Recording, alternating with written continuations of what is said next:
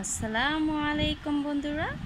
আজকের প্রশ্ন হচ্ছে একটি কাল্পনিক চাহিদা সূচি থেকে চাহিদার রেখা অঙ্কন করো। তা আমি এটা সম্পর্কে তোমাদের খুব সহজে কিছু ধারণা দিব যাতে তোমরা খুব সহজেই প্রশ্নের উত্তরটি দিতে পারো। এখন আমরা বলতে পারি দাম এর সাথে চাহিদার বিপরীত সম্পর্ক প্রকাশ পায়। কি পরিমাণ দাম কি পরিমাণ চাহিদা হয় তা চাহিদার সূচিতে লিপিবদ্ধ হয় এবং চাহিদার সূচিকে জ্যামিতিক পদ্ধতিতে উপস্থাপন করলে চাহিদার রেখা পাওয়া যায়। নিচে একটি কাল্পনিক সংখ্যার সূচকে লিনিয়ার সমীকরণ থেকে প্রাপ্ত চাহিদার সূচি ও চাহিদার রেখা উপস্থাপন করে দেখানো যাক। কাল্পনিক চাহিদার সূচি লিনিয়ার সমীকরণ ডি ইকুয়াল 10 - 2p থেকে চাহিদার রেখা অঙ্কন করার পূর্বে একটি সূচি তৈরি করতে হবে। এখানে ডিকে কী দ্বারা প্রকাশ করা হচ্ছে? চাহিদার পরিমাণ। 10কে ছেদক ধরা হয়, -2কে ঢাল, পিকে দাম। এখন আমরা এই ধরতে পারি, যেমন মনে করো সাপোজ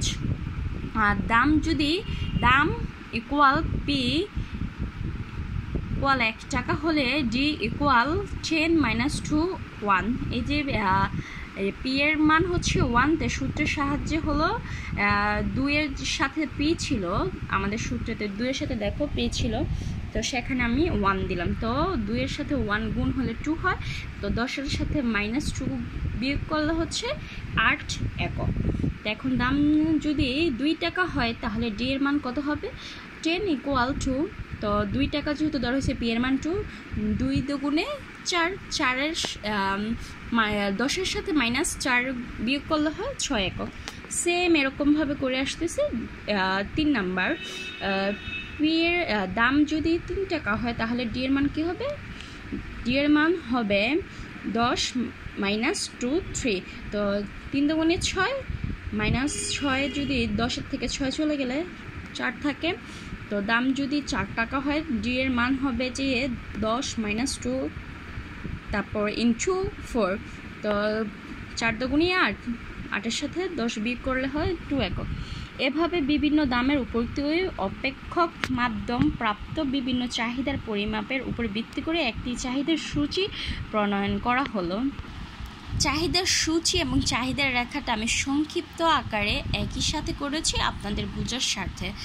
এখন চাহিদার সূচিতে দাম তো পি দিয়ে প্রকাশ করা হয়, চাহিদার পরিমাপ ডি দিয়ে প্রকাশ করে, এগুলো আমি তোমাদের আগেই বলছি। প্রাপ্ত বিন্দু এটা আমি তোমাদের কিছুক্ষণ পরে বোঝাবো। তো দাম যেগুলো ছিল ওগুলো আর আমরা চাহিদার পরিমাপ ডি যা পেয়েছি তা লিখলাম। এখন চাহিদার রেখা অঙ্কনে চলে আসো। আমরা চাহিদার রেখা অঙ্কনটি বুঝে নিই, তারপরে আমরা আবার প্রাপ্ত বিন্দুটা কি ওইটা বুঝাবো। চাহিদার রেখা অঙ্কন। চাহিদার রেখাটাও আমরা দেখতে পেলে ও এক্স অক্ষে চাহিদার পরিমাণ, ও ওয়াই অক্ষে চাহিদার দাম। ও এক্স অক্ষে 2 4 6 8 10 12 ব্যবধান হচ্ছে 2 করে। তো আমরা এভাবে অনেক সংখ্যা লিখতে পারি। তো যাই হোক, আমরা 8 পর্যন্ত, যেহেতু 8 একক পর্যন্ত এখানে করেছিলাম, তাই আমি 8 একক পর্যন্ত নিলাম। আর উপরে চাহিদার দাম 1 2, এই যে এটা চাহিদার দাম, এটা 1 2 3 4 এরকমভাবে আমি লিখে নিলাম।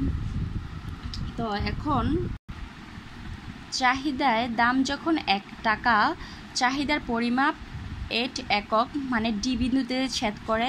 দাম যখন 2 টাকা, চাহিদার পরিমাপ 6, তো সি বিন্দুতে দিয়ে ছেদ করে। দাম যখন 3 টাকা, চাহিদার পরিমাপ 4 একক বি বিন্দুতে গিয়ে ছেদ করে। দাম যখন 4 টাকা, চাহিদার একক 2 একক এ বিন্দুতে গিয়ে ছেদ করে। এ বি সি ডি একটি রেখা অঙ্কন করি এবং ডি রেফ রেখা পাওয়া যায় এবং এটি হলো চাহিদা রেখা। এটি হলো চাহিদা রেখা। এভাবে একটি কাল্পনিক চাহিদা সূচির ভিত্তিতে একটি চাহিদা রেখা এইটাই একটি চাহিদার সূচির ভিত্তিতে চাহিদা রেখা অঙ্কন করা হলে এটাই হচ্ছে আমাদের কাল্পনিক চাহিদা সূচি এবং রেখা। তো আমরা এই প্রাপ্ত বিন্দুটা তখন আমরা কিন্তু বলি না, এই প্রাপ্ত বিন্দুটাই হচ্ছে DCBA। আশা করি আমি তোমাদের চাহিদার সূচি, একটি কাল্পনিক চাহিদার সূচি এবং চাহিদার রেখা অঙ্কন করে দেখাতে পেরেছি এবং আশা করি খুব ভালোভাবেই বোঝাতে পেরেছি। আল্লাহ হাফিজ, সবাই ভালো থাকবেন, ধন্যবাদ।